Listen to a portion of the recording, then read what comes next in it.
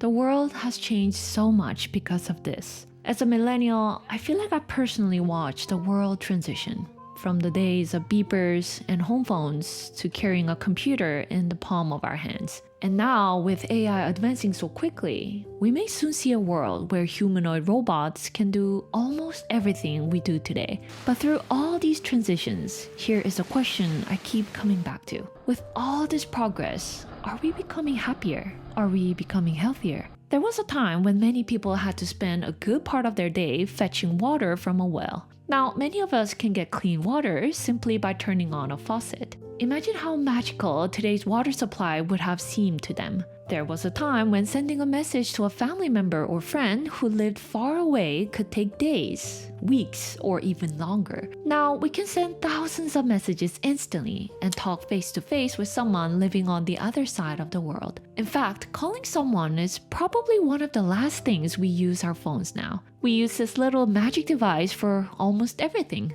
Entertainment, education, shopping, work, and business. And yet with all this technical advancement, comfort, and convenience, why do so many of us still feel tired, anxious, lonely, or unhappy? Life certainly feels easier in many ways, but easier does not always mean healthier. Maybe we have paid a price to live more easily at the cost of feeling more miserable. In today's world, these are some of the most effective ways I've found to feel miserable. And here they are. The best way to feel miserable. Compare yourself to the people you see on social media, especially in the areas where you feel lacking and they seem to have everything. If you don't have a house but dream of having a big one with a beautiful backyard, compare yourself to people who have mansions with tennis courts. It's even more effective if they're around your age. If you're running a business or investing, compare yourself to people who have achieved far more success than you. It works even better when you're not doing well. Just keep chewing on their success. Always think about what you should have done, rather than what you can do now. Chewing on past failures is certainly a better way to feel miserable than pursuing the future from where you are today. There's a well-known saying, comparison is the thief of joy. And if we spend all day comparing ourselves to others, whether they seem ahead of us or behind us, we may find ourselves with no joy left by the end of the day. Half committing to everything and never fully engaging with anything is a pretty effective way to feel miserable. Let me explain in more detail so you can resonate with it better. A long time ago, there was a place called Blockbuster. On Friday nights, we would go there to rent something called a DVD. Yes, this was an ancient history before Netflix or Disney+. I still remember the excitement of choosing the movie we were going to watch, then coming back home holding that DVDs in our hands. As a family, we would prepare for movie night with snacks and everything, and then we would watch the movie together. We didn't get to change the movie just because it felt a little slow. Once we committed to that movie, we had to finish it. Some might say, isn't that a waste of time? Why should we keep watching something if it doesn't feel fun in the beginning? The commitment to watch one movie gave us focus. And that focus allowed us to enjoy it with our full attention. Because there was no other option at that time. We tried to find the hidden good parts of the movie. But now, we have too many choices. We can spend hours just trying to decide what to watch. And even after choosing something, we're often afraid to fully commit to watching it with patience, especially if the beginning feels slow. So we end up jumping from one thing to another, only watching the beginning of everything. And this becomes even easier when the content is short, under 1 minute. We keep scrolling, clicking, switching, and consuming little pieces of many things, but not fully experiencing anything. In the end, we don't even remember what we watched.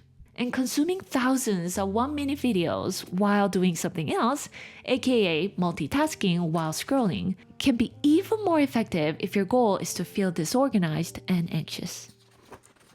Remain unaware of how important rest is, or not knowing how to truly rest. We feel exhausted and miserable when we don't rest. Isn't that an obvious statement? Yes, we all know it. But then, why do we treat rest as something optional? Something we do only when we have leftover time? We live in a world where hustle, constant productivity, and doing more are often treated as virtues. There can be an invisible pressure telling us that if an activity does not earn money or produce a measurable result, then we're wasting our time. Because of that, we are often taught to view rest as unproductive or even lazy.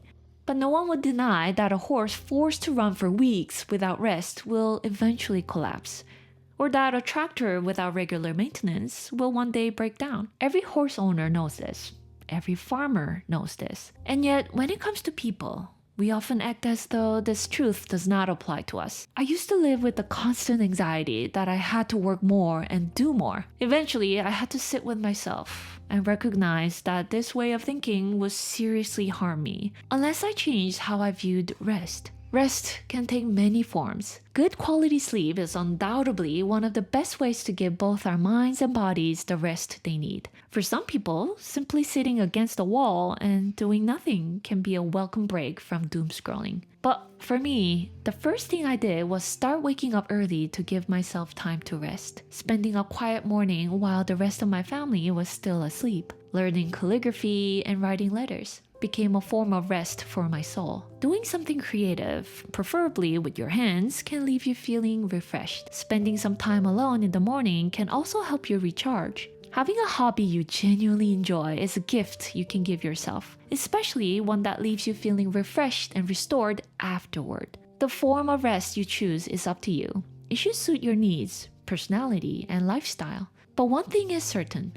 Rest is absolutely necessary, and it deserves a regular block of time in your schedule. More importantly, I don't believe that scrolling through social media after a long day of work or constantly holding your phone while multitasking is a very effective form of rest. In fact, it may steal even more rest from us. Activities that gives you an ideal rush of excitement but leaves you feeling guilty or exhausted afterward may not be the best choices for genuine rest either. Our bodies and souls need regular care and maintenance too. That is how we are made, not to keep pushing ourselves until we feel miserable.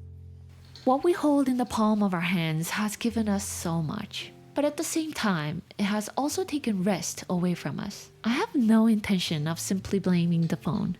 As cliche as it may sound, it is our responsibility to figure out how to use it wisely. Perhaps we need to create a few principles for ourselves when we use it, like the ones I shared today. Don't compare yourself to the people you see on social media. Choose something meaningful and commit to watching it with your full attention, instead of constantly half committing. Give your mind and body proper rest. Try following these principles if you feel it's time to give yourself the regular care and maintenance you need to avoid feeling miserable. That's all for today. Thank you so much for watching. I'll see you in my next one.